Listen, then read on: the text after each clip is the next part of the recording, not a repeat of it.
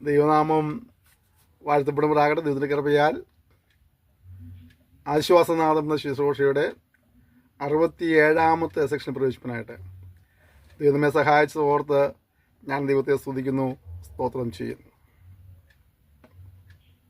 നാം ഇന്ന് അല്പസമയം ധ്യാനിക്കുന്ന വചനം യെശയ്യാപ്രവചനം 10-ാം അധ്യായം 27-ാം വാക്യമാണ്. അതിൻ്റെ രത്നചുരുക്കം ഇതാണ്: പുഷ്ടി നിമിത്തം നുകം തകർന്നു പോകുമെന്നുള്ളതാണ്. പുഷ്ടി നിമിത്തം നുകം തകർന്നു പോകും. അത് KJV ഇങ്ങനെ പറയുന്നത്, yoke will be destroyed because of the anointing oil. അഭിഷേക തൈലത്താൽ, നമ്മളിവിടെ പുഷ്ടി നിമിത്തം എന്ന് പഠിക്കുന്ന ആ വചനത്തിന് അഭിഷേക നിമിത്തമായി എന്നാണ് ഇംഗ്ലീഷ് ചില തർജ്ജമകളിൽ കാണിക്കുന്നത്. ഈ പുഷ്ടി എന്ന പദത്തിന് അതിൻ്റെ എബ്രായ പദം ഷെമേൻ എന്നാണ്.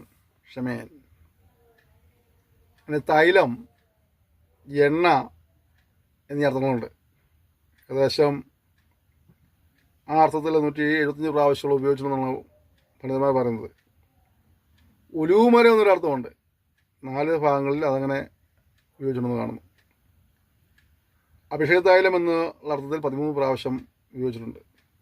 പുഷ്ടി എന്ന വാക്കിൽ തന്നെ ഒരു പ്രാവശ്യം ഉപയോഗിച്ചിട്ടുണ്ട്. അഭിഷേകം ചെയ്യപ്പെടുന്ന വസ്തുക്കൾ എന്ന അർത്ഥത്തിൽ 18 പ്രാവശ്യം ഉപയോഗിച്ചിട്ടുണ്ട്. അപ്പോൾ അഭിഷേകത്താൽ നുഖങ്ങൾ തകരുകയാണ്. നുഖം നമുക്കറിയാം എന്തുവാ, ഒരു മരക്കഷണമാണ്. അതെ, അത് രണ്ട് കമ്പ് താഴേക്ക് ഉണ്ടാവും. നമുക്ക് ഇങ്ങനെ ഇങ്ങോട്ടോ നീക്കാനോ അനക്കാനോ പറ്റാത്ത നിലയ്ക്ക് നമ്മളെ ഇവിടെ ഇങ്ങനെ കുറ്റിയിട്ട് നിർത്തും. സ്വാതന്ത്ര്യമില്ല, തലമുകളിലേക്ക് നോക്കാൻ പറ്റില്ല, അങ്ങനെ കുടിഞ്ഞിരിക്കണം. ഭാരം കയറ്റി വെച്ചിട്ടുണ്ടായിരിക്കും. ഇത്ര നാളുകളായി, മാസങ്ങളോ വർഷങ്ങളോ ഒക്കെ ആയി തല ഉയർത്തി നിൽക്കുവാൻ കഴിയാതെ കണ്ട് ചില ഭാരങ്ങളും പ്രശ്നങ്ങളും പ്രതികൂലങ്ങളും കഷ്ടതകളും എൻ്റെ ജീവിതത്തിൽ അടിക്കടി അനുഭവിച്ചുകൊണ്ടിരിക്കുകയാണ്. ഒരു കാളയുടെ മുതുകത്ത് കഴുത്തേൽ മുഖം വെച്ചിട്ട് ഭാരവണ്ടി വലിപ്പിക്കുന്നത് പോലെ ചില നാളുകളായി നീ ഈ ഭാരം വഹിച്ചു കൊണ്ട് നോക്കുക. ഇറക്കി വയ്ക്കുന്നൊരു അത്രയും കാണുന്നില്ല. ഈ നുഖത്തിൽ നിന്ന് കയ്യിൽ നിന്ന് മാറുവാൻ താല്പര്യമുണ്ട്, പക്ഷെ കഴിയുന്നില്ല. വർഷങ്ങളായ ആ നുഖം അവിടെ ഇരിക്കുകയാണ്.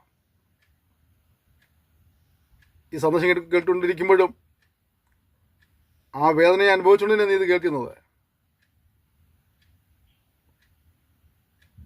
ദൈവത്തിന് വചനത്തോട് പറയുന്നത്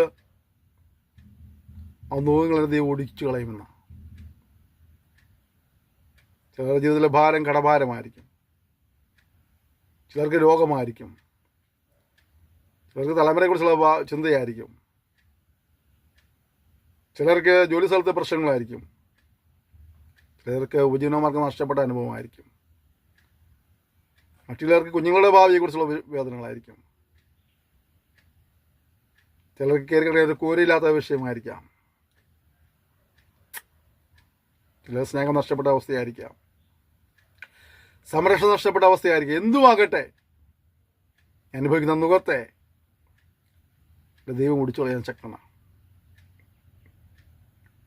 രോഗമായാലും കടഭാരമായാലും നിരാശയായാലും ഏകാന്തതയായാലും ഒക്കെ ദൈവം അത് ഒടിച്ചു കളയും. അഭിഷേകത്താൽ നുഖം തകരുമെങ്കിൽ അഭിഷിക്തനാൽ എല്ലാ നുഖങ്ങളും തകരപ്പെടുവാനിടയായിത്തീരും. ലേവ്യ പുസ്തകം നമ്മൾ പഠിക്കുമ്പോൾ 26-ാം അധ്യായം പഠിക്കുമ്പോൾ അതിൻ്റെ 11 വചനങ്ങൾ വായിക്കുമ്പോൾ നമ്മൾ കാണാൻ കഴിയുന്നൊരു കാര്യം ഇതാണ്: ദൈവം കൈകളെ ഒടിച്ചു കളയുന്ന. ലേവ്യ പുസ്തകം 26-ന്റെ 11 മുതൽ 13 വരെ പഠിക്കുമ്പോൾ ഒരുപാട് കാര്യങ്ങൾ പറയുന്നുണ്ട്. എന്നിട്ട് പറയാം, ദൈവം എന്ത് ചെയ്യുന്നു? നമുക്ക് കൈകളെ ഒടിച്ചു കളയും.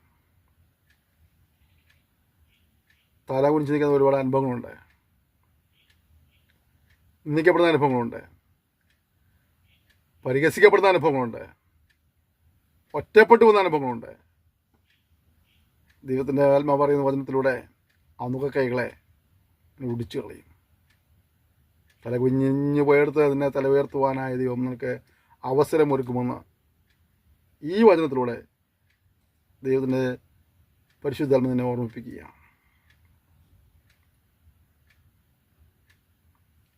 യശയ്യാപ്രവചനം 61:1 മുതൽ പിടിക്കും കാണുന്നത്, വെണ്ണീരിന് പകരം അലങ്കാരമാല, ബദ്ധന്മാർക്ക് വിടുതൽ, ബദ്ധന്മാർക്ക് വിടുതൽ. നീ ഏതിനാൽ ഞെരുങ്ങുകയാണോ ആ അഭിഷേകത്തിൽ നിന്ന് വിടുതൽ തരുവാൻ ദൈവശക്തനാണ്. വ്യത്യസ്ത ശ്രോതാക്കളാണ് എനിക്കുള്ളത്, വ്യത്യസ്ത നിലവാരമുള്ള ശ്രോതാക്കളാണ് എനിക്കുള്ളത്.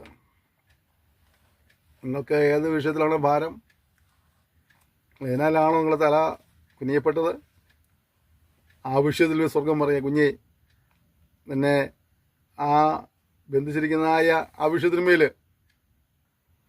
ഏതിനാണോ നീ അടിമേന ആ വിഷയത്തിന്മേൽ നിനക്ക് കർത്താവ് വിടുതൽ നൽകുന്ന ശക്തനാണ്. ബദ്ധന്മാർക്ക് വിടുതൽ നൽകുന്ന ദൈവമാണ്.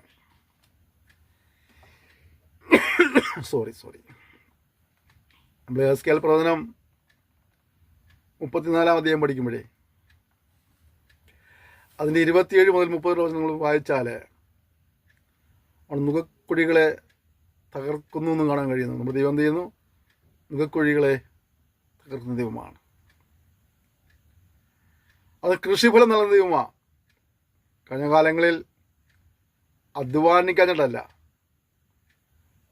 പരിശ്രമിക്കാഞ്ഞിട്ടല്ല, പക്ഷേ ഫലങ്ങൾ ലഭിച്ചിട്ടില്ല. നീ അധ്വാനിച്ചതിൻ്റെ പകുതി അധ്വാനിച്ചവരൊക്കെ നിന്നേക്കാൾ കൂടുതൽ ഉയർന്ന നിലയിൽ എത്തിയിട്ടുണ്ട്.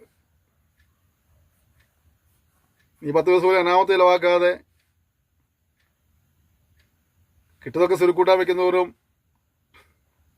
എങ്ങും എത്താൻ കഴിയാതെ എല്ലാം നഷ്ടപ്പെട്ടുകൊണ്ടിരിക്കുക.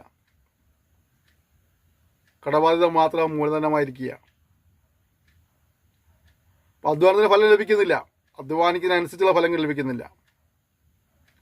അത് ഇതിനെ പറയാം, നിനക്ക് കർത്താവ് ആ കൃഷിഫലം നൽകും. അടുത്തത് നിർഭയവാസം നൽകും. നിർഭയവാസം എന്ന് പറയുന്നതാണ് ഭയമില്ലാത്ത അനുഭവമാണ്. പലർക്കും ഉറക്കം നഷ്ടപ്പെടുകയാണ്. തഴവൂണെല്ലാം കഴിഞ്ഞിട്ട് കിടക്കാൻ ചെന്നാൽ ഉറങ്ങാൻ പറ്റുന്നില്ല. ഈ നില തുടർന്നു പോയാൽ നാളെ ഞാനും എൻ്റെ കുടുംബവും എൻ്റെ തലമുറയും എന്തായിത്തിരും ചിന്തിച്ച് ഭാരപ്പെട്ട് ഉറക്കം നഷ്ടപ്പെട്ട ആളുകളുണ്ട്. ആഹാരത്തോട് വിരക്തി തോന്നിയ ആളുകളുണ്ട്. ജീവിതത്തോട് പോലും വിരക്തി തോന്നി നശിപ്പിക്കുവാൻ ആഗ്രഹിക്കുന്ന ആളുകളുണ്ട്. യോഹന്നാൻ പറയേ, കുഞ്ഞേ നിനക്ക് നിർഭയവാസം ദൈവത്താൽ ലഭ്യമാകുമെന്ന്. നീ പഠിക്കുന്ന വിഷയത്തിന്മേൽ വിടുതൽ ദൈവത്താൽ ലഭ്യമാകുമെന്ന് ദൈവം നമ്മെ ഓർമ്മിപ്പിക്കുന്നു. നമ്മെക്കൊണ്ട് പണിയെടുപ്പിച്ചവരുടെ കയ്യിൽ നിന്ന് നമ്മെ വിടുവിക്കുന്ന ദൈവം. നമ്മെക്കൊണ്ട് കഷ്ടപ്പെടുന്ന ചില വിഷയങ്ങളില്ലേ, ഓരോരുത്തരുടെ ജീവിതത്തിലും അവർ കഷ്ടം അനുഭവിക്കുന്നത് വ്യത്യസ്തങ്ങളായ വിഷയങ്ങൾ ഉള്ള വെളിച്ചത്തിലായിരിക്കും. വിഷയം ഏതുമാകട്ടെ, പ്രശ്നം ഏതുമാകട്ടെ, അവസ്ഥ ഏതുമാകട്ടെ, സാഹചര്യം ഏതുമാകട്ടെ, ദൈവത്താൽ വിടുതലുണ്ടെന്ന് പറഞ്ഞു. ദൈവത്താൽ ഒരു വിടുതലുണ്ടാകും, ദൈവത്തിലൊരു മാറ്റം ഉണ്ടാകും, ദൈവത്തിൽ ഒരു ഉയർച്ച ഉണ്ടാകും. അത് നിശ്ചയമായും സംഭവിക്കും കുഞ്ഞെ. അത് നിൻ്റെ ജീവിതത്തിൽ തന്നെ സംഭവിക്കും. ഇതൊക്കെ ഞാൻ കുറേ കേട്ടതാ നീ ചിന്തിക്കുന്നുണ്ടോ? അല്ല, ദൈവം ഒരു കാര്യം വെറുതെ എനിക്ക് കേൾപ്പിക്കില്ല. ദൈവത്തിന് വായന ഇങ്ങനെ പറയുന്നുണ്ട്, യശയ്യാപ്രവചനം 55 10-11 വാക്യങ്ങളൊക്കെ, എൻ്റെ വായിൽ നിന്ന് പുറപ്പെടുന്ന എൻ്റെ വചനം വെറുതെയെങ്കിലും മടങ്ങി വരാതെ അത് അയച്ച കാര്യം സാധിപ്പിക്കും. അപ്പോൾ ദൈവം ഒരാളൊരു വചനം കേൾപ്പിച്ചാൽ അതിന് ദൈവത്തിന് ഉദ്ദേശമുണ്ട്,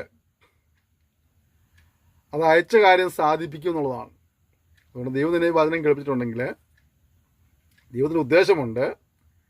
ദൈവം ചില കാര്യം ജീവിതത്തിൽ ചെയ്യാൻ പോവുകയാണ്, എൻ്റെ കുടുംബത്തിൽ ചില കാര്യം ചെയ്യാൻ പോവുകയാണ്, എൻ്റെ തലമുറകളെ ബന്ധിച്ച് ചില കാര്യം ചെയ്യാൻ പോവുകയാണ്. വിശ്വസിക്കാം നമുക്കത്.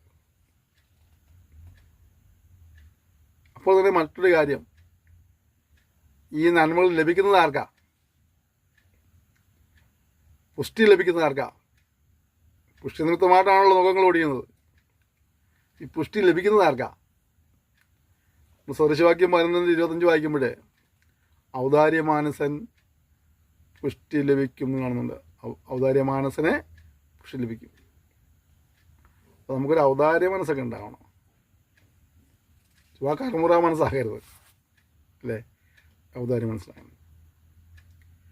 സദൃശവാക്യം 13:4 ഉത്സാഹികളുടെ പ്രാണന് പുഷ്ടി ഉണ്ടാകും. ഉത്സാഹികളുടെ പ്രാണൻ ദൈവസേനയിൽ പ്രാപിക്കുവാൻ മടിയന്മാരായിരിക്കാതെ പ്രാർത്ഥിച്ചും ഉപവസിച്ചൊക്കെ മടുത്തുവാതെ പ്രാർത്ഥിച്ചൊക്കെ അനുഗ്രഹങ്ങൾ പ്രാപിപ്പാൻ ഉത്സാഹമുള്ളവരായിരിക്കണം. കർത്താവിനോട് ദിവസവും അടുക്കുവാൻ ഉത്സാഹമുള്ളവരായിരിക്കണം. എൻ്റെ നാമത്തെ ഉയർത്തുവാനുള്ള സാക്ഷ്യം വഹിപ്പാൻ ഉത്സാഹമുള്ളവരായിരിക്കണം. കർത്താവിൻ്റെ പ്രയത്നമൊന്നും വ്യർത്ഥമല്ല മനസ്സിലാക്കി കർത്താവിൻ്റെ വിലയിൽ വർദ്ധിച്ചു വരുന്നതാകുവീൻ. അപ്പോൾ നമുക്കൊരു ഉത്സാഹമൊക്കെ ഉണ്ടാകണം നമുക്ക് ആത്മീയവിഷയങ്ങളിൽ. അടുത്ത കാര്യം നാം കർത്താവിന് മുഖം ഏറ്റുകൊള്ളണം. കർത്താവ് പറഞ്ഞില്ലേ, അധ്വാനിക്കുന്നവരും എൻ്റെ ഭാര്യ എൻ്റെ അടുക്കൽ വരുകയും ഞാൻ നിങ്ങളെ ആശ്വസിപ്പിക്കാം. ആശ്വാസനാഥം എന്ന ഈ ശുശ്രൂഷയ്ക്ക് ആപ്തവാക്യം അതാണ്. അധ്വാനിക്കുന്നവരും ഭാരം ചുമക്കുന്നവരുമായുള്ളവരെ നിങ്ങൾ എൻ്റെ അടുക്കൽ വരുവീൻ, ഞാൻ നിങ്ങളെ ആശ്വസിപ്പിക്കാം. മത്തായി 11:28 വചനങ്ങളായി പറഞ്ഞത്. എൻ്റെ 29 വാക്യം പറഞ്ഞെങ്ങനെയാണ്? നിങ്ങൾ എൻ്റെ മുഖമേൽക്കണം. അത് ലഘുവാണ്. അപ്പോൾ ദൈവത്തിൻ്റെ മുഖത്തിന് കീഴിൽ വരണം. ദൈവത്തിൻ്റെ മുഖത്തിന് കീഴിൽ ദൈവം പറഞ്ഞതനുസരിച്ച് പോകണം. ഈ മുഖത്തിന് കീഴപ്പെട്ട മൃഗം അത് തെളിക്കുന്നതിൻ്റെ വാക്കനുസരിച്ച് പോകാനേ പറ്റുള്ളൂ. അങ്ങോട്ടും ഇങ്ങോട്ടും മാറി പോകാനൊന്നും പറ്റത്തില്ല. ദൈവത്തിനനുസരിച്ച് പോകണം. അടുത്തൊരു കാര്യം, നിങ്ങൾ ഗലാത്യർ 5:1 പറയാം, നിങ്ങൾ അടിമനൂത്തിൽ കുടുങ്ങി പോകരുത്. പിശാച് ഒരുക്കിയ എല്ലാ ദുഷ്ടപ്രവർത്തിയിൽ നിന്നും എല്ലാം നമുക്ക് ദൈവം നമ്മളെ പിടിപ്പിക്കും. എന്നാൽ നമ്മളായിട്ട് പോയിട്ട് വീണ്ടും ചെയ്യരുത്, അടിമനിപത്തി കൊണ്ടേക്ക് തല വെച്ച് കൊടുക്കരുത്. പ്രമാണങ്ങൾ അനുസരിക്കുക, ദൈവത്തെ ഭയപ്പെട്ട് ജീവിക്കുക, ദൈവകാര്യങ്ങളിൽ പ്രായപ്പെടുന്ന കാരണമായി തീരും. നിന്നെ അലട്ടുന്നതായ വിഷയങ്ങൾ ഏത് തന്നെയാണെങ്കിലും നമുക്ക് കൈകളെ എൻ്റെ കർത്താവ് ഓടിച്ചു കളയും. വിശ്വസിക്കാം, ചേർന്ന് പ്രാർത്ഥിക്കാം. സ്വർഗീയ പിതാവേ തന്ന സന്ദേശനായി സ്തോത്രം ചെയ്യുന്നു. ചില വർഷങ്ങളായി ചില പ്രിയപ്പെട്ടവർ ചില മുഖത്തിന് കീഴിലായിരിക്കുകയാണ്. വേദനയുടെയും കഷ്ടതയുടെയും കടഭാരത്തിൻ്റെയും രോഗത്തിൻ്റെയൊക്കെ മുഖത്തിന് കീഴിലായിരിക്കുന്ന പ്രിയപ്പെട്ട സ്ഥലം ഭരമേൽപ്പിക്കുകയാണ്. ആ വിശുദ്ധ നീര അത്ഭുതം പ്രവർത്തിക്കണമേ. അവരെ അലട്ടുന്നതായ നുകക്കൈകൾ യേശുവിൻ്റെ നാമത്തിൽ ഒടിഞ്ഞു മറി കൽപ്പിക്കുകയാണ്. ഇന്നു മുതൽ അവർ ദൈവിക സമാധാനവും സന്തോഷവും അനുഗ്രഹങ്ങളും പ്രായപ്പെടുത്താൻ സഹായിക്കുമ്പോഴാണെന്ന് പ്രാർത്ഥിക്കുന്നു. ഞാൻ ചെയ്യുന്ന വലിയ കൃപയ്ക്കായി സ്തോത്രം ചെയ്യുന്നു. നിങ്ങൾ ഒരുമിച്ച് അനുഗ്രഹിച്ചെടുത്ത് നാമത്തെ മഹത്വപ്പെടുത്തിയാട്ടെ. യേശുവിൻ നാമത്തിനെ ആമേൻ. ക്ഷമയോടെ ഈ സന്ദേശങ്ങൾ ശ്രമിക്കുന്ന നന്ദി പറയുന്നു. ദൈവം നിങ്ങൾ എല്ലാവരെയും ധാരാളമായി അനുഗ്രഹിക്കുന്നുണ്ടാകട്ടെ. കർത്താവിൻ്റെ വരവ് താമസിച്ചാൽ നമുക്ക് അടുത്ത സെക്ഷനിൽ വീണ്ടും കാണാം. അതുവരെയും കർത്താവിൻ്റെ വിസ്താരം ചെറുത് സൂക്ഷിക്കുന്നുണ്ട്. നമുക്ക് പരസ്പരം ഓർത്ത് പ്രാർത്ഥിക്കാം. നമ്മുടെ എല്ലാ സഹകരണത്തിനും പ്രോത്സാഹനത്തിന് നന്ദി പറയുന്നു. Thank you. May God bless you.